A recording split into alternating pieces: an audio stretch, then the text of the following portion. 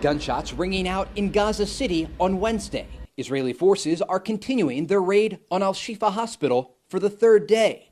The IDF says they killed dozens of militants during the operation and questioned or arrested hundreds of people.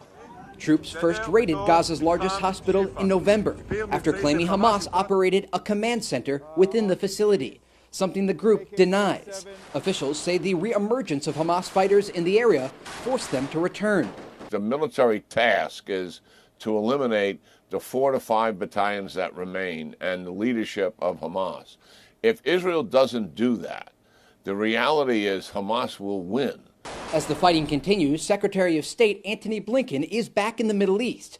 He'll be meeting with Saudi and Egyptian leaders to once again push for a temporary ceasefire deal that would see the release of more hostages from Hamas captivity. His trip coming one day after Prime Minister Benjamin Netanyahu rebuffed President Biden's request to call off a planned ground offensive in Gaza's southernmost city of Rafah. On Wednesday, Netanyahu will be addressing Senate Republicans on Israel's war efforts. Such an operation in Rafah, where there are more than 1 million people, without a plan that also doesn't address for the various humanitarian pieces, would be a disaster.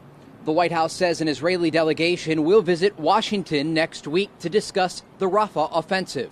In Tel Aviv, Trey Yingst, Fox News.